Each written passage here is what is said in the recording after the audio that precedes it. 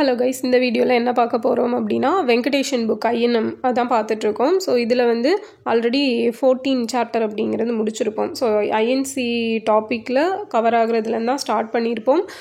So அது எப்படி உருவாச்சு அப்படிங்கிறதெல்லாம் பார்த்துருப்போம். ஸோ இதில் கிளாஸ் 8 பார்க்கலாம்.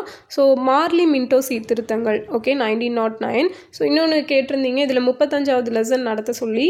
ஸோ ஆக்சுவலாக இந்த புக்கில் இருக்கிற 35வது லெசன் தான் வந்து தற்காலிக தமிழ்நாட்டு வரலாறில் வந்து 16வது லெசனாக கொடுத்துருப்பாங்க. சேம் டேட்டா அப்படியே காப்பி பண்ண டேட்டா தான், ஓகேவா? ஆத்தரும் சேம் தான் இல்லையா? ஸோ அதே டேட்டா தான் இருக்கும். அது வந்து நம்ம ஆல்ரெடி தற்கால தமிழ்நாட்டு வரலாறில் வந்து கவர் பண்ணியாச்சு. ஸோ அதில் வந்து அந்த வீடியோவை பார்த்துக்கோங்க, ஓகேவா? 35th லெசன் மட்டும். நெக்ஸ்ட் பார்த்தீங்க அப்படின்னா மார்லே மின்டோ சீர்திருத்தம் தான் இன்றைக்கி பார்க்க போகிறோம். ஸோ இதில் எஸ்ஏ வால்பட் அப்படிங்கிறவர் என்ன சொல்லியிருக்காருன்னு பார்த்தீங்கன்னா, கோகலே 1906 சொல்கிறத விட மார்லே சுயாட்சி பாதையில் ரொம்ப அதிக தூரம் பயணிச்சிருக்காரு அப்படிங்கிறத சொல்லியிருக்காங்க, ஓகேவா? ஜஸ்ட் இதை தெரிஞ்சுக்கிட்டா போதும். அடுத்தது பார்த்தீங்க அப்படின்னா இந்திய வைசிராய் கர்சன். நமக்கு தெரியும், கர்சன் வந்து 1899 ஜனவரியில் வந்து வைசிராயாக பதவி ஏற்கிறாரு. ஸோ அவர் பதவி ஏற்றதுலேருந்தே நிறைய விஷயங்களை வந்து பண்ணுறாரு. மெயினாக வந்து வங்கத்தை பிரிக்கிறதுல தான் அவருக்கு வந்து முக்கிய நாட்டம் இருக்குது. ஸோ 1860ஸ்லேருந்தே வங்கத்தை பிரிக்கணும் அப்படிங்கிற ஒரு நிறைய பிளான்ஸ் எல்லாம் பண்ணியிருப்பாங்க, முயற்சிகள் எடுக்கப்பட்டிருக்கும். பட் அது முடிஞ்சிருக்காது. கர்சன் வந்து வந்ததுக்கப்புறமா அவர் வந்து ஈஸியாக பிளான் பண்ணி வங்காளத்தை பிரிச்சுடுவார். ஸோ எல்லாட்டையும் பேச்சுவார்த்தை அப்படிங்கிறதெல்லாம் நடத்துவார். ஸோ அது ஆல்ரெடி நம்ம பார்த்துருப்போம், வங்க பிரிவினையில் என்னெல்லாம் பண்ணார் அப்படின்னு. ஸோ கர்சனுக்கு அடுத்ததாக யார் வர்றாங்கன்னு பார்த்தீங்கன்னா லார்டு மின்டோ வர்றாரு வைஸ்ராயா. ஸோ 1905 to 10 வரைக்கும் அவர் தான் இருக்கிறாரு. ஸோ இவர் என்ன பண்ணுறாரு அப்படின்னா, வந்ததுமே பயங்கரவாதிகளையும் தீவிரவாதிகளையும் ஒடுக்கணும் அப்படிங்கிற ஒரு முடிவுக்கு வர்றாரு. ஸோ இந்த டைமில் தான் என்ன ஆகுது, 1905 கர்சன் வந்து பெங்காலை டிவைட் பண்ணதுக்கு அப்புறமா தான் இந்த தீவிரவாதிகள் பயங்கரவாதிகள் அப்படிங்கிறவங்க உருவாகுறாங்க. ஏன்னா மிதவாதிகளோட கோரிக்கைகள் எல்லாம் நிறைவேறல, ஃபைனலாக இப்படி தான் வந்து நிற்குது அப்படிங்கிற பட்சத்தில் இவங்க எல்லாருமே கோபம் கொண்டு இப்படி மாற்றப்படுறாங்க. அண்ட் நமக்கு தெரியும் சூரத் ஸ்பிளிட் அப்படிங்கிறது எந்த வருஷம் நடந்திருக்கும்? ஸோ கமெண்டில் சொல்லுங்கள். ஸோ அதில் தான் வந்து பயங்கரவாதிகளும் மிதவாதிகளும் பிரிஞ்சிருவாங்க இல்லையா? ஸோ அப்போது மின்டோ என்ன நினைக்கிறாரு அப்படின்னா, இவர் வந்ததும் இந்த கூட்டங்களெல்லாம் அடியோட ஒழிக்கணும் அப்படிங்கிறத நினைக்கிறாரு. ஸோ இதுக்காக நிறைய சட்டங்கள் அப்படிங்கிறதெல்லாம் கொண்டு வரப்படுது. நெருக்கடி சட்டம் 1907, வெடிமருந்து சட்டம், பத்திரிகை சட்டம், ஸோ ரெண்டுமே வந்து 1908 போடுறாங்க. இந்திய பத்திரிகை சட்டம் அப்படிங்கிறது 1910 கொண்டு வரப்படுது. ஸோ இதனால் பேசவும் முடியாது, எழுதவும் முடியாது, எல்லா சுதந்திரத்தையுமே பறி போயாச்சு. அடுத்தது அடக்குமுறை அப்படிங்கிறது மேற்கொள்ளப்படுது.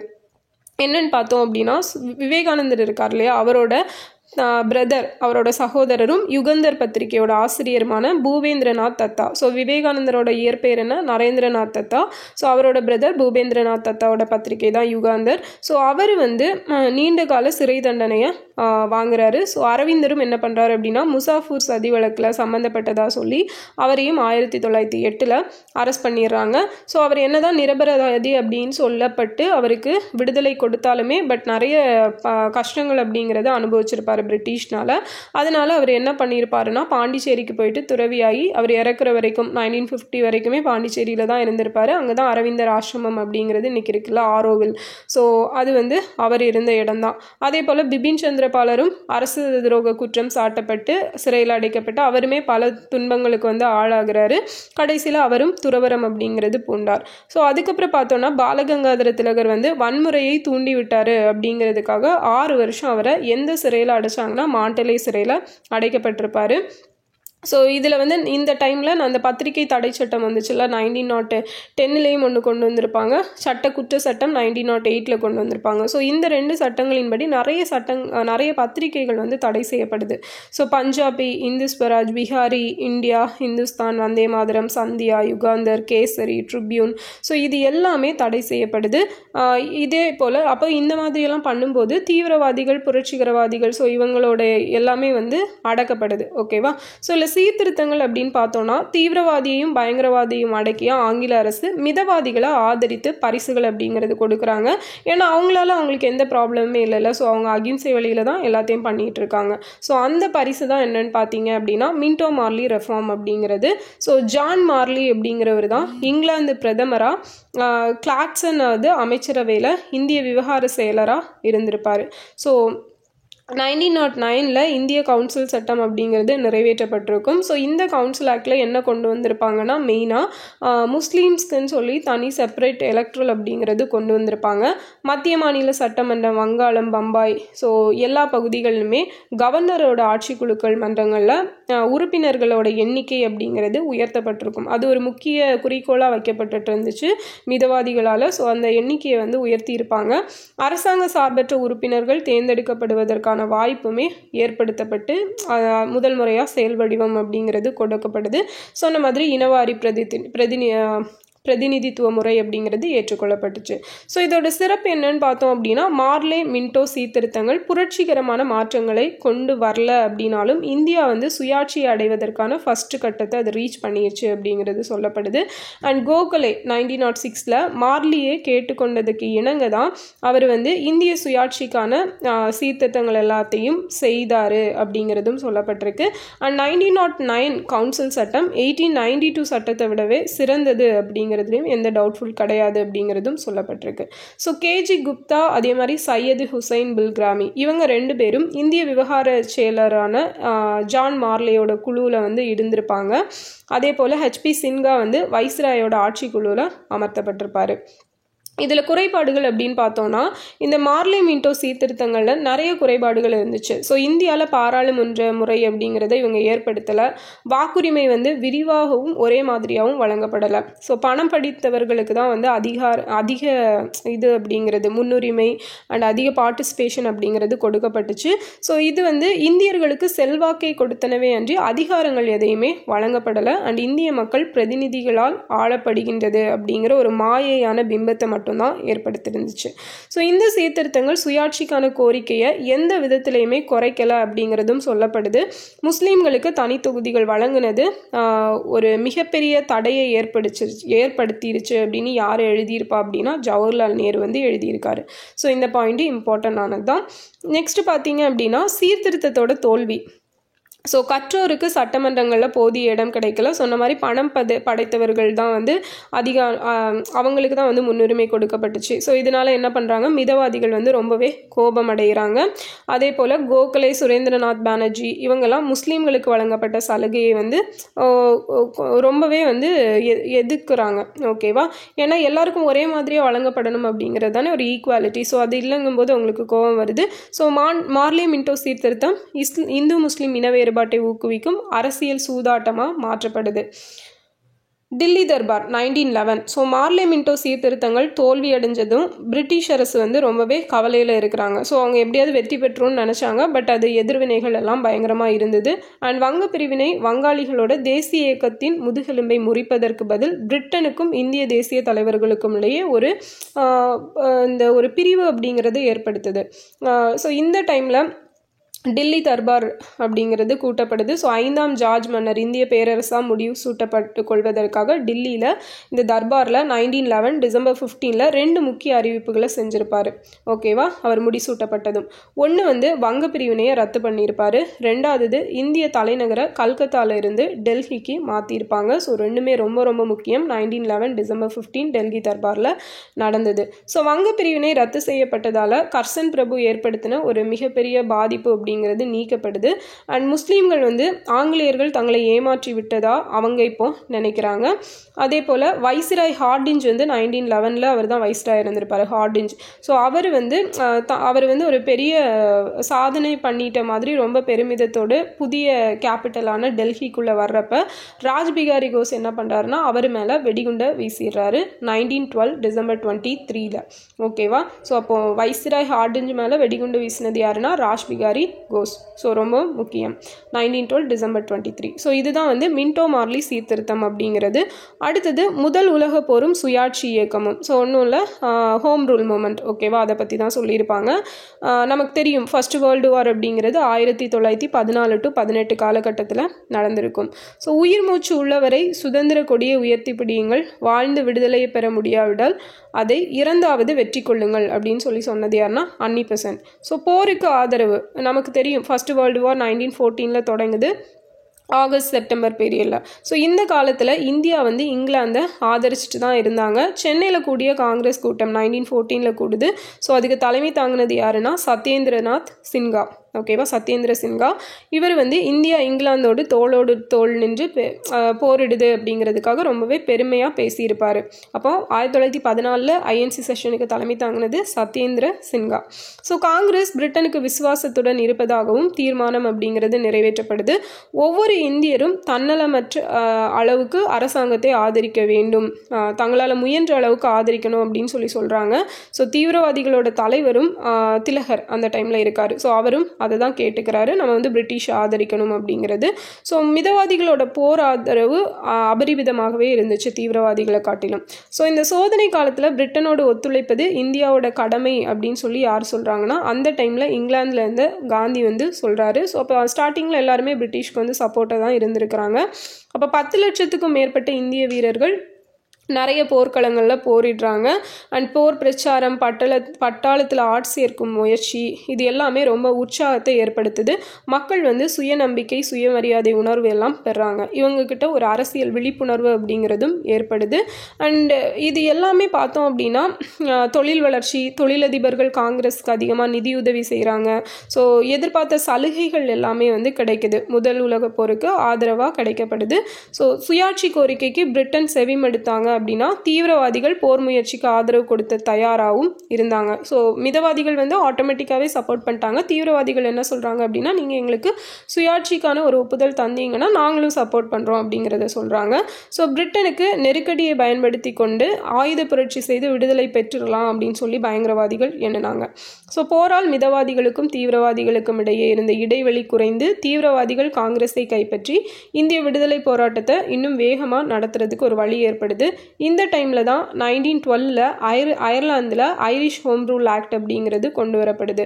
ஸோ அது கொண்டு வரப்பட்டு அயர்லாந்து விடுதலை அடைந்து சுயாட்சி அப்படிங்கிற சொல் வந்து அன்னி பெசன்ட் கவரப்படுது. ஓகேவா, அவங்க ஐரிஷ் இல்லையா. ஸோ அவங்க என்ன பண்ணுறாங்க அப்படின்னா, இதை வந்து இந்தியாலையும் கொண்டு வரணும், இந்தியாவையும் ஒரு சுயாட்சி மிக்க நாடாக மாற்றணும் அப்படின்னு சொல்லி இவங்க வந்து தங்களோட ஸ்டெப்ஸ் எல்லாம் எடுக்க ஆரம்பிக்கிறாங்க.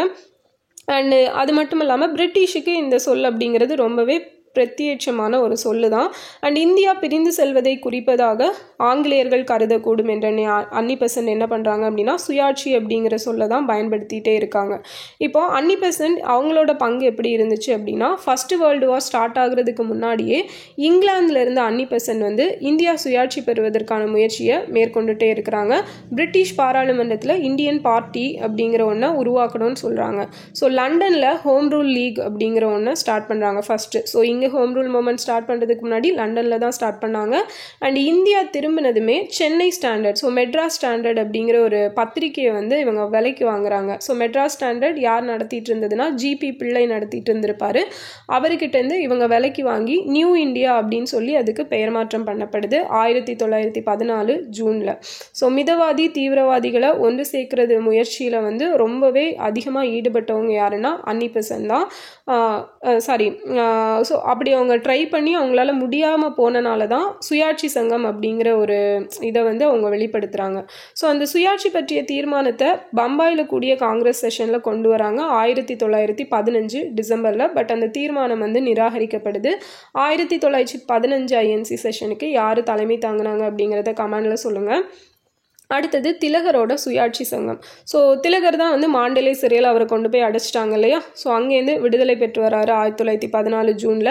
அவர் வந்து தன்னோட ஆதரவாளர்கள் எல்லாம் கூட்டிகிட்டு மாநில கூட்டம் ஒன்று, அதில் வந்து தேசிய சங்கம் அமைக்கணும் அப்படிங்கிற தன்னோட பிளானை வந்து சொல்கிறாரு. ஸோ 1916 ஏப்ரல் 23 தான் திலகர் வந்து ஹோம் ரூல் லீக் அப்படிங்கிறத எங்கே ஸ்டார்ட் பண்ணார், நார்த்தில் வந்து ஸ்டார்ட் பண்ணார். அதோட கேபிட்டலாக, அதோட ஹெட் குவார்ட்டர்ஸாக வந்து பூனா மாறுது. ஸோ இந்தியாவுக்கு சுயராஜ்யம் பெற்றுத்தரணும் அப்படிங்கிறது தான் இவரும் நோக்கமாக சொல்கிறாரு. ஸோ அன்னி பெசன்ட் வந்து திலகர் தான் துவங்கிய சுயராஜ்யத்துக்கு சுயராஜ்ய சங்கம் என பெயர் சூட்டாது சுயாட்சி சங்கம் என்றே பெயர் சூட்டினார். ஓகேவா, ஏன்னா அவருக்கு அன்னி பெசன்டோட ஐடியா அப்படிங்கிறது பிடிச்சிருந்துச்சு. ஸோ பெசன்ட் என்ன பண்ணுறாங்க, அன்னி பெசன்ட் என்ன பண்ணுறாங்க அப்படின்னா 1916 செப்டம்பர் மாதம் சென்னையில் செப்டம்பர் 3 கோகலே மண்டபத்தில் ஒரு ஹோம் ரூல் லீக் அப்படிங்கிறத ஸ்டார்ட் பண்ணுறாங்க. அதோட கேபிட்டல் வந்து அதோட ஹெட் குவார்ட்டர்ஸ் வந்து அடையார் அப்படின்னு சொல்லப்படுது. ஸோ சட்ட ரீதியான முயற்சிகளை மேற்கொண்டு இந்தியாவுக்கு சுயாட்சி பெற்றுத்தரணும், பிரிட்டிஷ் பேரரசுடன் தொடர்பு கொண்டு இருக்கணும், காங்கிரஸை ஆதரித்து பலப்படுத்தணும், இந்தியாவுக்கு சுயாட்சி வேண்டி அதுக்கான எதற்காக சுயாட்சி வேணும் அப்படிங்கிற அவசியத்தை எல்லாருக்கும் பிரச்சாரம் பண்ணணும் அப்படிங்கிற ஒரு 4 பாயிண்ட்ஸை வந்து இவங்க வந்து மோட்டிவாக வச்சுருக்காங்க. ஸோ திலகர், பெசன்ட் 2 பேருமே வந்து சுயாட்சி சங்கங்களை தனித்தனியாக தொடங்குனது ஏன் அப்படின்னு பார்த்தோம் அப்படின்னா, சுயராஜ்யம் சுயாட்சி பற்றிய கருத்து மாறுபாடு கொண்டவர்கள் தான் 2 பேருமே. எனவே அவர்கள் அனைவரையும் தேசிய இயக்கத்தில் ஈடுபட வைக்கவே இரு சங்கங்களையும் ஆரம்பித்து 2 பேருமே இணைஞ்சு போராடலாம் அப்படின்னு சொல்லி ஒரு முடிவுக்கு வராங்க. அண்ட் சுயாட்சி போராட்டம், ஸோ திலகர் வந்து வட இந்தியாவில் தீவிர பிரச்சாரத்தை எப்படி ஈடுபட்டாரோ அதே மாதிரி தென்னிந்தியாவில் அன்னிபெசன்ட் வந்து ஈடுபடுறாங்க. ஆந்திரா பகுதியில் மட்டும் சுயாட்சி சங்கத்தோட 50 கிளைகள் அப்படிங்கிறது துவங்கப்படுது. சென்னை ராஜ்யத்தோட வட்டார பகுதிகளுக்கும் இது எல்லாமே பரவப்படுது. மிதவாதிகள் இந்த இயக்கத்தை ஆரம்பிக்கிறாங்க. ஏராளமான ப்ரௌச்சர்ஸ் எல்லாம் வெளியிடுறாங்க. பொதுக்கூட்டங்களில் சுயாட்சி வேணும் இந்தியாவுக்கு அப்படின்னு சொல்லி நிறைய ஸ்பீச்சஸ் கொடுக்கப்படுது. சென்னையில் புகைவண்டியில் ஐரோப்பியர்களுக்காக தனியாக ஒதுக்கீடு செய்ததை எதிர்த்து மாணவர்கள் என்ன பண்ணுறாங்க, ஆர்ப்பாட்டம் பண்ணுறாங்க 1916 ஜூலையில். ஸோ இந்த இதுக்கு போராட்டம் பண்ணனால கோட்டை ரயில்வே ஸ்டேஷனில் வந்து ஸ்டூடெண்ட்ஸ்க்கும் பிரிட்டிஷ்க்கும் இடையில சண்டை வருது. சென்னை கவர்னராக இருந்த பெட்லாண்ட் பிரபு, ஓகேவா, லார்ட் பெட்லாண்ட் வந்து இதை கேட்டு ரொம்பவே ஷாக் ஆகுறாரு. ஸோ சுயாட்சி இயக்கம் அப்படிங்கிறது மக்கள்கிட்ட அந்த அளவுக்கு பரவிடுச்சு அப்படிங்கிறது அவங்க எல்லாருக்குமே ஒரு ஷாக்காக தான் இருக்குது. ஸோ உலக போரில் மூழ்கி கிடந்த பிரிட்டன் இந்தியாவில் சுயாட்சி இயக்கம் காட்டு போல் பரவுனதை பார்த்து ஸோ அவங்க வந்து கண்ணசைச்ச நேரத்தில் இங்கே சுயாட்சி இயக்கம் வந்து ரொம்பவே எல்லா இடத்துக்கும் பரவிடுச்சு. அதனால என்ன பண்ணுறாங்க அப்படின்னா, இப்போ அவங்களுக்கு அதை ஸ்டாப் பண்ணணும்னா அடக்குமுறையை தான் கையாளணும். ஸோ மாணவர்கள் வந்து தடை செய்யப்படுறாங்க. சட்டத்தை மீறினாங்க அப்படின்னா ரொம்பவே கடுமையாக தண்டிக்கப்பட்டாங்க. சுயாட்சி பற்றிய பிரச்சாரம் கட்டுப்படுத்தப்படுது. பத்திரிகை சுதந்திரம் பறிக்கப்படுது. திலகர் மேலே அரச துரோகம் குற்றச்சாட்டப்படுது. ஸோ நன்னடத்தைக்காக அவர்கிட்ட 20,000 வந்து பணமாக கோரப்படுது. அவர் கொடுக்கணும் அப்படின்னு சொல்லிடுறாங்க திலகர்கிட்ட. ஸோ திலகரும் பெசண்டும் பஞ்சாபுக்கு வரவே கூடாது அப்படின்னும் பேன் பண்ணிடுறாங்க. இப்போது புதிய இந்தியாவில் அரசு விரோத கட்டுரை, அதாவது நியூ இந்தியா அப்படிங்கிற பத்திரிகை இருந்துச்சு இல்லையா, அதில் நிறைய கட்டுரைகள் அப்படிங்கிறத எழுதினாங்க அப்படின்னு சொல்லி அன்னி பெசண்ட்டுக்கு வந்து 2,000 ரூபா கொடுக்கணும் அப்படிங்கிறது, 2,000 ரூபா ஃபைன் பே பண்ணணும் அப்படின்னு சொல்லி கவர்மெண்ட் வந்து கட்டளை போடுறாங்க. இன்னும் 10,000 கட்டுமாறும் பணித்தது. ஸோ ஃபஸ்ட்டு அந்த பணத்தை வாங்கிட்டு திருப்பி 10,000 கட்டுங்க அப்படின்னு சொல்லாங்க. ஸோ அதையும் பெசன்ட் வந்து கட்டினாங்க. சென்னை அரசின் அக்கிரமித்தை இந்தியாவில் எல்லாருமே கண்டிச்சிட்டு இருந்தாங்க. ஸோ புதிய இந்தியா பாதுகாப்பு நிதி திரட்டப்பட்டது. ஸோ இதுக்காகவே ஒரு ஃபண்ட் அப்படிங்கிறத கலெக்ட் பண்ணுறாங்க. அன்னி பெசன்ட் வந்து ஹைகோர்ட்டில் ஒரு கேஸ் ஒன்றையும் போடுறாங்க கவர்மெண்ட்டுக்கு எதிராக. பட் அதில் வெற்றி பெற முடியலை. பெசண்டும் அவரோட ஃப்ரெண்ட்ஸான 2 பேர், அருண்டேல், வாடியா, ஸோ இவங்க எல்லாருமே ஊட்டியில் வந்து சிறை வைக்கப்படுறாங்க. ஸோ இது இன்னுமே மக்களுக்கு கோபத்தை ஏற்படுத்துது. மக்கள் வந்து கொதிச்செழுந்ததும் அவங்க கவர்மெண்ட் என்ன பண்ணுது அப்படின்னா அவங்கள ரிலீஸ் பண்ணிடுறாங்க. 1917 நடைபெற்ற ஐஎன்சி செஷனுக்கு அன்னி பெசன்ட் தலைமை தாங்குறாங்க. ஃபர்ஸ்ட் விமன் இல்லையா ஐஎன்சிக்கு தலைமை தாங்கினது அன்னி பெசன்ட் தான். ஸோ இந்திய விவகார செயலர் மாண்டேகோட ஆகஸ்ட் பிரகடனத்துக்கு இவங்க சுயாட்சி இயக்கம் வந்து செல்வாக்கு இழந்தது. ஓகேவா, அந்த ஆகஸ்ட் ஆஃபருக்கு அப்புறமா ஆகஸ்ட் ஆஃபர் 1917 வந்து வெளியிட்டிருப்பாங்க.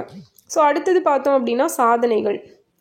ஸோ இந்திய தேசிய இயக்கத்துக்கு ஒரு புதிய பாதையை காட்டியது எதுனா இந்த சுயாட்சி இயக்கம் தான். ஸோ இதில் நிறைய செயல் திட்டங்கள் வந்து ரொம்பவே க்ளீன் அண்ட் பர்ஃபெக்டாக இருந்திருக்கும். அண்ட் கோகலே, பெரோஷா மேத்தா, ஸோ இவங்களும் வந்து இவங்க இல்லாத ஒரு குறையை நீக்கி அதே மாதிரி காங்கிரஸ் பிளவுபட்டனால ஏற்பட்ட பலவீனத்தை நீக்கி எல்லாருமே வந்து இந்த சுயாட்சி இயக்கத்தில் ஒருமித்து செயல்பட்டாங்க. ஸோ இது வந்து யாசக போக்கு அப்படிங்கிறது மிதவாதிகள் ஃபாலோ பண்ண அந்த ஒரு போக்கை விட்டுட்டு பிரச்சார பத்திரிகை, சுதந்திர நீதிமன்றம், அந்த மாதிரியான ஒரு லீகலான வேலை வந்து இறங்குறாங்க. அண்ட் திலகர் மேற்கொண்ட பிரச்சாரம், பத்திரிகை சுதந்திரத்துக்காக பெசண்ட் தொடுத்த வழக்கு எல்லாமே வந்து பொதுமக்கள் கருத்து உருவாக காரணமாக இருந்தது. சுயாட்சிக்கு சாதகமாக எல்லாரும் மாற்றப்படுறாங்க. ஸோ இங்கிலாந்துலேயும் அமெரிக்காலையும் இந்திய சுயாட்சிக்கு ஆதரவு அப்படிங்கிறது கிடைக்குது. 1918 செப்டம்பரில் திலகர் தான் இங்கிலாந்துக்கு ஒரு தூதுக்குழுவை அழைத்துட்டு போகிறாரு. ஸோ அமெரிக்காவில் லாலா லஜ்பத் ராய், ஹார்திகர், கேடி சாஸ்திரி, ஸோ இவங்க எல்லாருமே சான் பிரான்சிஸ்கோவில் சுயாட்சி சங்கத்தோட கிளையை துவங்கி பல அமெரிக்கர்களோட ஆதரவை பெறுறாங்க. அப்போ யார் யார்? லாலா லஜ்பதி ராய், ஹார்திகார், கேடி சாஸ்திரி. 1918 செப்டம்பரில் இந்தியர்கள் அதிகமாக நிர்வாகத்தில் பங்கு பெறணும் அப்படிங்கிறது தான் இந்த தன்னாட்சி நிறுவனங்களை வளர்க்கிறது பற்றி மாண்டேகுவின் ஆகஸ்ட் பிரகடனம் வெளியிடுவதற்கு சுயாட்சி போராட்டம் பெரிதும் காரணமாக இருந்ததுன்னு சொல்கிறாங்க. ஸோ மக்களின் அமோக ஆதரவை பெற்ற திலகரும் பெசண்டும் காங்கிரஸை கைப்பற்றினர். ஸோ நெக்ஸ்ட்டு பார்த்தீங்க அப்படின்னா மீண்டும் ஒன்று கூடிய காங்கிரஸ். நமக்கு தெரியும் 1916 லக்னோவில் நடந்த காங்கிரஸில் தான் வந்து இந்த மிதவாதிகளும் தீவிரவாதிகளும் ஒன்று சேர்க்கப்படுவாங்க இல்லையா. ஸோ ஒரு மறுபடியும் ஒற்றுமையாக மாறுறாங்க. அண்ட் திலகர் சிறையில் இருக்கிறப்ப தீவிரவாதிகள் செயலிழந்து நின்றாங்க, மிதவாதிகள் சக்தியற்று போயினர். ஸோ கோகலே வந்து இந்த நிலையை கண்டு ரொம்பவே வருத்தப்படுறாரு. 1915 February 19 கோகலேயும் ஃபெரோஷா மேத்தாவும் இறந்துடுறாங்க. 1915 2 பேருமே இறந்துடுறாங்க. இவர் ஃபெப்ரவரியில், அவர் நவம்பரில். ஸோ இது இன்னுமே காங்கிரஸ்க்கு ஒரு பெரிய ட்ராபேக்காக அமையுது. காங்கிரஸ் வந்து தளபதி இல்லாத பட்டாளம் போல் இருந்துச்சு அப்படின்னு யார் சொன்னாங்கன்னா பட்டாபி சீதாராமையா வந்து சொல்கிறாரு.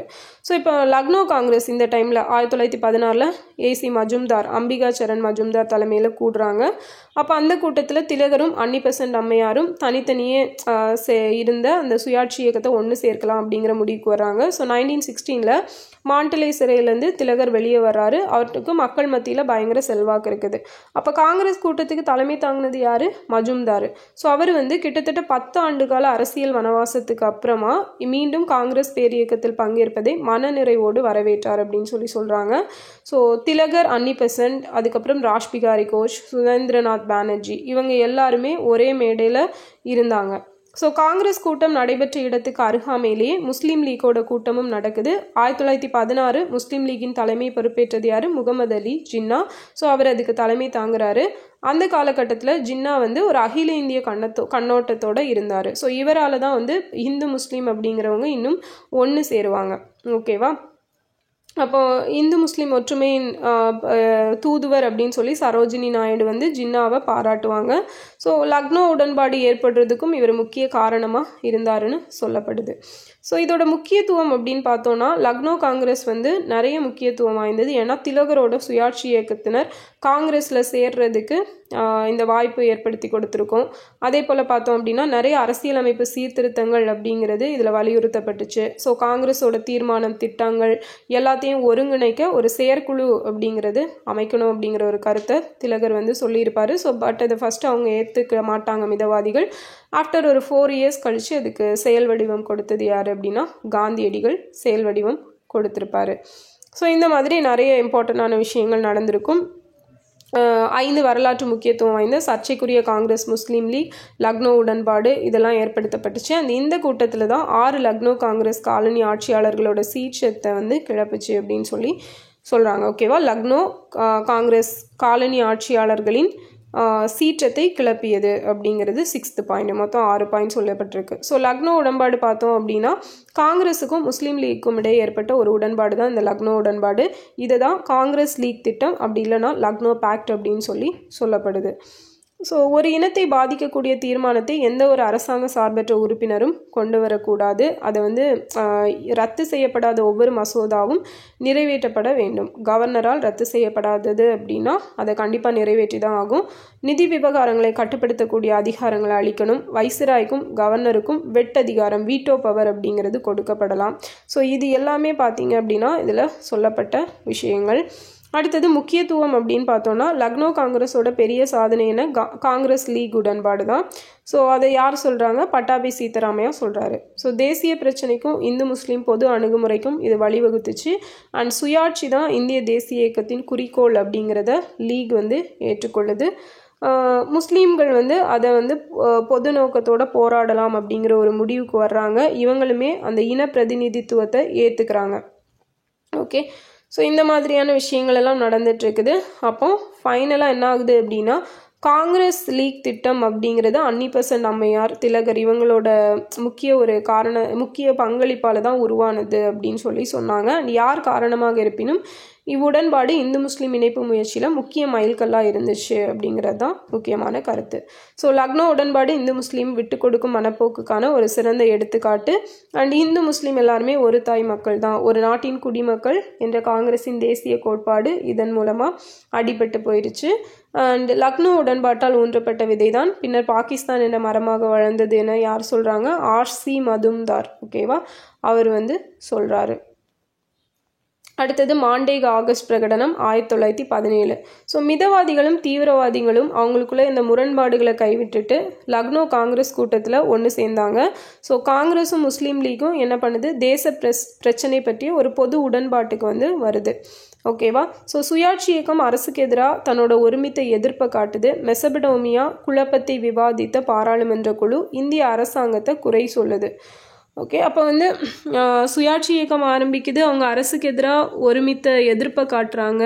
இந்த டைமில் தான் வந்து இந்திய அரசாங்கத்தை வந்து யார் குறை கூறுறாங்க, மெசபடோமியா மடில் அப்படிங்கிற இடத்துல விவாதித்த ஒரு பாராளுமன்ற குழு வந்து குறை கூறுறாங்க.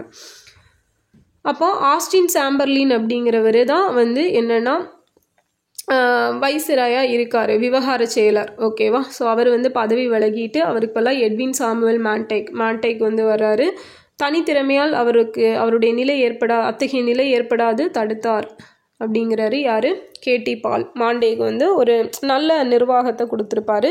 1917 ஆகஸ்ட் 20 இவர் வந்து தன்னோட பிரகடனத்தை வெளியிட்டார். ஸோ அதில் என்னென்ன சொல்லியிருப்பாரு அப்படின்னா, நிர்வாகத்தில் ஒவ்வொரு துறையிலையும் இந்தியர்கள் அதிகமாக இருப்பாங்க, தன்னாட்சி நிறுவனங்கள் முறையாக வளர்க்கப்படணும், அதுக்கப்புறம் பிரிட்டிஷ் பேரரசோட பிரிக்க முடியாத பகுதியாக உள்ள இந்தியா படிப்படியாக பொறுப்பாட்சியை பெறுவதாக இருக்கணும். ஸோ பிரிட்டிஷ் பாராளுமன்றமும் இந்திய அரசும் ஒவ்வொரு கட்டத்திலும் இதை வந்து பார்த்துட்டே இருக்கும். அண்ட் இந்த மாற்றங்களை கொண்டு வருவதற்காக நடவடிக்கைகள் எல்லாமே எடுக்கப்படும். அண்ட் இதை செய்கிறப்ப பொறுப்பான இந்திய தலைவர்களும் அவங்களுக்கு பொறுப்பேற்கிற தகுதியும் கணக்கில் எடுத்துக்கொள்ளப்படும் அப்படின்னு சொல்லி பிரகடனம் எல்லாமே இந்தியர்களுக்கு சாதகமாக தான் கொடுத்துருப்பாரு 1917 ஆகஸ்ட் 20. இப்போ இதோட முக்கியத்துவம் என்னன்னு பார்த்தோன்னா, மாண்டேகோட ஆகஸ்ட் பிரகடனம் பிரிட்டனோட இந்திய நிலை பற்றி கொஞ்சம் கூட சந்தேகத்துக்கு இடமில்லாமல் அறிவிக்குது. ஸோ ஒரு ரெஸ்பான்சிபிள் கவர்மெண்ட் வழங்குறது தான் இங்கிலாந்தோட ஒரு இறுதி லட்சியம் அப்படிங்கிறது இதன் மூலமாக தெரிய வருது. ஸோ இந்தியா கோரிய சுயராஜ்ய உரிமை ஏற்றுக்கொள்ளப்பட்டுச்சு. அண்டு ஆட்சி கொண்டு வருவதற்கான ஒரு உத்தரவாதமும் வழங்கப்பட்டுருச்சு. ஸோ இந்தியர்கள் இதனால் ரொம்பவே உற்சாகம் அடைகிறாங்க. மிதவாதிகள் வந்து இதை மேக்னா கார்ட்டா ஆஃப் இந்தியா அப்படின்னு சொல்கிறாங்க. அண்ட் தீவிரவாதிகள் வந்து தங்களோட சுயராஜ்ய கோரிக்கை நிறைவேறுவதற்கான அறிகுறி தான் இது அப்படிங்கிறதும் அவங்களும் அக்செப்ட் பண்ணிக்கிட்டாங்க. அப்போது இந்திய அரசியலில் ஒரு புது மாற்றம் அப்படிங்கிறது ஏற்படுது, ஒரு திருப்பு முனை அப்படிங்கிறது வருது. இந்த அறிவிப்பை அடுத்து மாண்டேக் வந்து இந்திய அரசியல் நிலையை ரொம்பவே கேர்ஃபுல்லாக பார்த்துட்டு இருந்தார். தலைவர்கள் எல்லாம் கூப்பிட்டு பேசுகிறாரு. வைஸ்ராயாக இருந்த செம்ஸ்ஃபோர்டு கூட ஒரு விவாதம் அப்படிங்கிறது வச்சு, ஸோ அதுக்கப்புறம் தான் 1990 மாண்டேக் செம்ஸ்ஃபோர்டு அப்படிங்கிற ஒரு கூட்டறிக்கையை வெளியிடுவாங்க. இதுதான் மான்ஃபோர்ட் பிளான் அப்படின்னு சொல்லி அழைக்கப்படுது. ஸோ இந்த கூட்டறிக்கையோட அடிப்படையில் நிறைவேற்றப்பட்டது தான் மாண்டேக் செம்ஸ்ஃபோர்டு சீர்திருத்தம் 1919. ஸோ இப்படி தான் வந்து இந்த மாண்டேக் செம்ஸ்ஃபோர்டு சீர்திருத்தம் வந்திருக்கும். ஸோ மின்டோ மார்லி பார்த்தோம் ஆல்ரெடி இல்லையா? ஸோ சுயாட்சி இயக்கத்தில் இருந்து மாண்டேக் செம்ஸ்ஃபோர்டு இயக்கம் எப்படி உருவாச்சு, ஆகஸ்ட் பிரகடனம் எப்படி வந்துச்சு அப்படிங்கிறது எல்லாத்தையும் இந்த வீடியோவில் பார்த்துருக்கோம். ஸோ நெக்ஸ்ட் வீடியோவில் ரவுலட் சத்தியாகிரகம் எல்லாம் கன்டினியூ பண்ணிக்கலாம். ஓகேவா? So thank you.